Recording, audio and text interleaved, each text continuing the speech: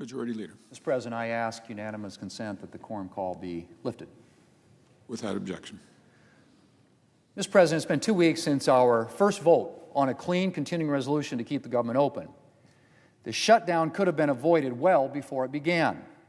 But because Democrats have not budged from their partisan demands, the shutdown is now entering its third day. Now, Mr. President, there's a lot that we could be doing right now. We could be considering bipartisan appropriations bills through regular order, going to conference on the 3 appropriations bills we passed in August, or passing the bipartisan annual defense bill. But instead, we're stuck in a shutdown mess of Democrats' making. And the American people are suffering as a result. Mr. President, Republicans remain united around a clean, nonpartisan funding extension. It's passed the House of Representatives, and it's currently sitting right here in the Senate, ready to be voted on. It has no new Republican policies, no partisan policy riders. It's straightforward, simple, and clean. All it does is reopen the government through November the 21st to give us more time to pass appropriations bills here on the floor. We have a number of bipartisan bills waiting for floor consideration right now. The only thing standing in the way of reopening the government and getting back to doing the important work is Democrats' $1.5 trillion in partisan spending demands. That's right, $1.5 trillion. Their partisan proposal demands more money, think about this, more money than our entire defense budget just to keep the government open for 4 weeks.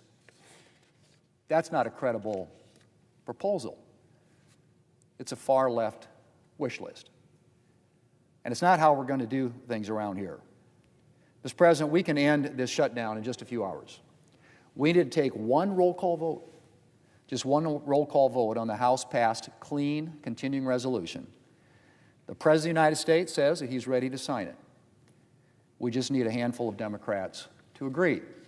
Now, once we get the government back open, then we can talk about the issues that Democrats are raising. But we can't do that while they're holding the federal government hostage to their partisan demands.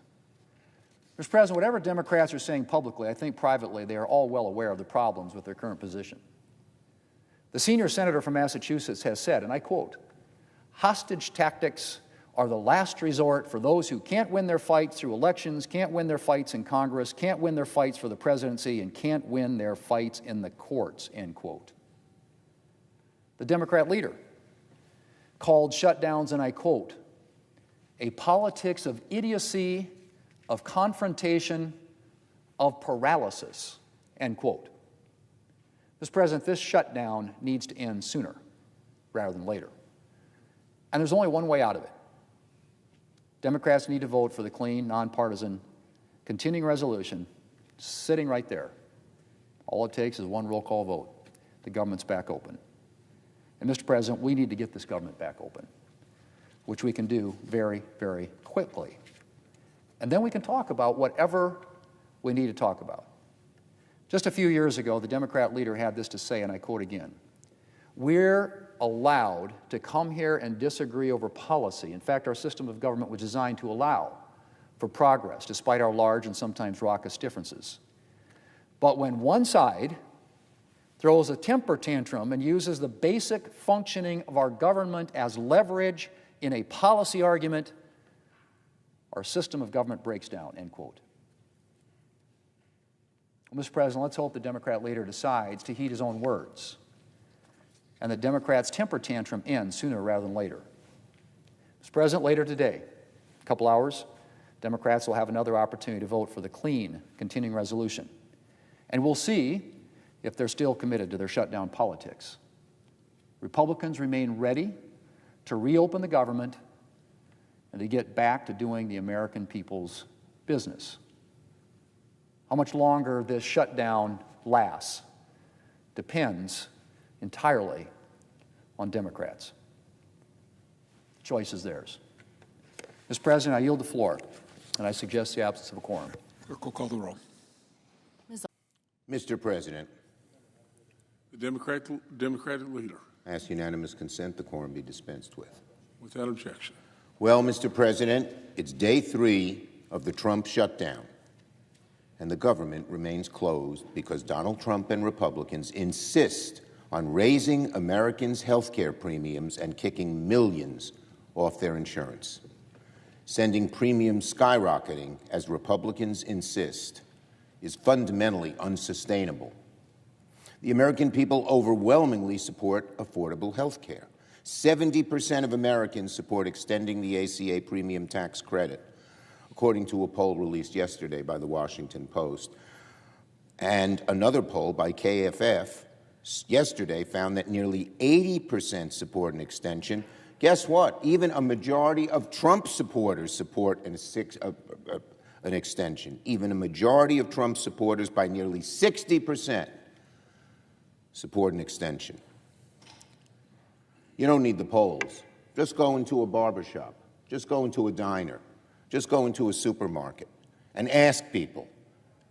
People are learning about this issue, and they're aghast that their premiums could go up so much. They're aghast that our Republican colleagues don't even want to fix it when it affects so many tens of millions of people,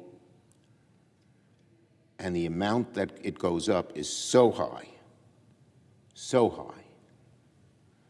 It's not difficult. We know Americans want this, and we know many of my Republican colleagues want this as well. But failure to act would be devastating.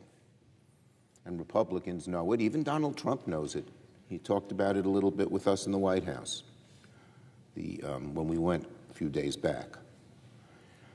If we don't act now, then at least 22 million people will see their health care premiums double on average. But for many people, it's even worse than that. If these ACA premium tax credits aren't extended, the average 55-year-old couple making $85,000 a year would see their premiums not just double, but triple. $25,000 a year. How is a senior citizen, even one that has a little bit of savings and a little bit of a cushion, afford $25,000 a year? So that is all Democrats want to fix. We are on the side of the people. The people know it and want it and need it. It's not complicated. Americans want it. Republican voters want it. Democrats remain ready and willing to work with the other side. We're ready to work on a path forward to lower health care costs for the American people and fund the federal government. I yield the floor.